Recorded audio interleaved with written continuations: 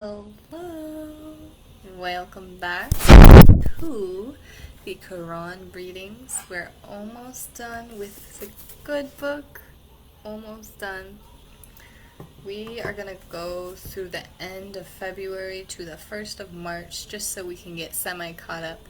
And I believe I will finish the rest over the next few days. Although I am not in any rush because we have really to the end of Ramadan to close everything out. But what I think I will do is go ahead and close out the book over the next few days.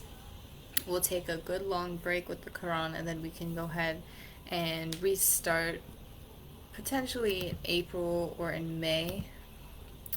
But yes, we're going to just go over the few surahs today. And thank you all for listening and tuning in. And we're gonna go where we left off, which is 224. And then this is Surah 86, At-Tariq, which is the night visitant. The night visitant. In the name of Allah, most gracious, most merciful. And what will explain to thee what the night visitant is?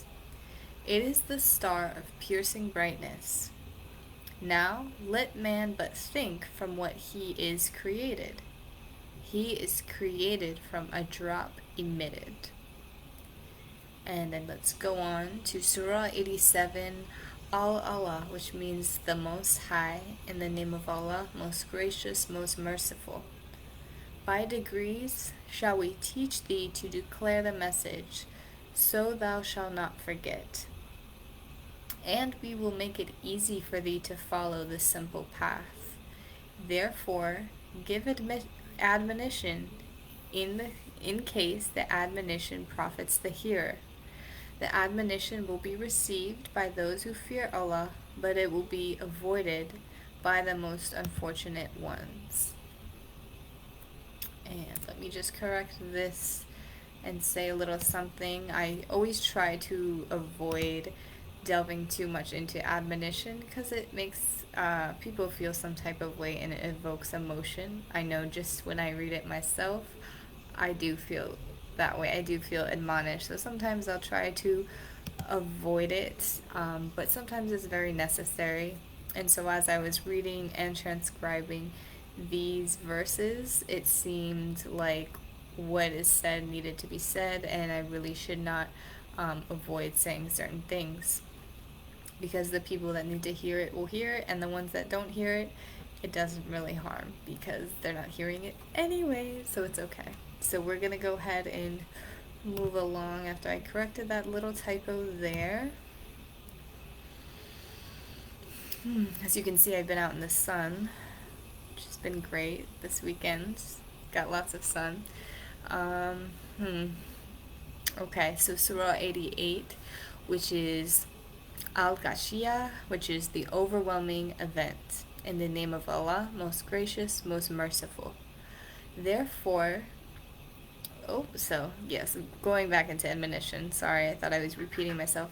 Therefore, do thou give admonition, for thou art one to admonish. Thou art not one to manage men's affairs, but if any turn away and reject Allah, Allah will punish him with a mighty punishment. For to us will be their return. Then it will be for us to call them to account. And this is Surah 89, Al-Fajr, which is the break of day. In the name of Allah, most gracious, most merciful. Nay, nay, but ye honor not the orphans, nor do ye encourage one another to feed the poor. And yet ye devour inheritance, all with greed, and ye love wealth with inordinate love. And you'll see, if you're reading along or listening, that this is a common theme. They talk a lot about wealth in these next coming surahs, really through the end. And then Surah 90, this is from the 28th, Al-Balad, which means the city, in the name of Allah, most gracious, most merciful. And thou art a free man of the city. and the mystic ties of parent and child. Verily, we have created man into toil and struggle, and what will explain to thee the path that is steep? It is freeing the bondman, or giving of food in the day of privation to the orphan with claims of relationship. And then this is the last one for this evening, and then you may see me tomorrow. God willing, I wake up early, have my coffee before sunrise, and also work out. I should have some time before I go into work to do a few more tomorrow. I did record everything, or wrote down everything, so they're all good to go. It's just actually getting the opportunity to open up the computer and sit in front of it and speak. It's been a day. So Surah 91, Ashams, which is the sun, in the name of Allah, most gracious, most merciful. By the sun and his glorious splendor, by the moon as she follows him.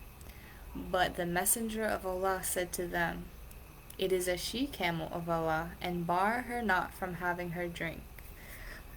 And then the rest of that, basically the people didn't listen. They claimed the prophet was false, and then they hamstrung the she-camel and killed her, which was unfortunate, unfortunate display during that time.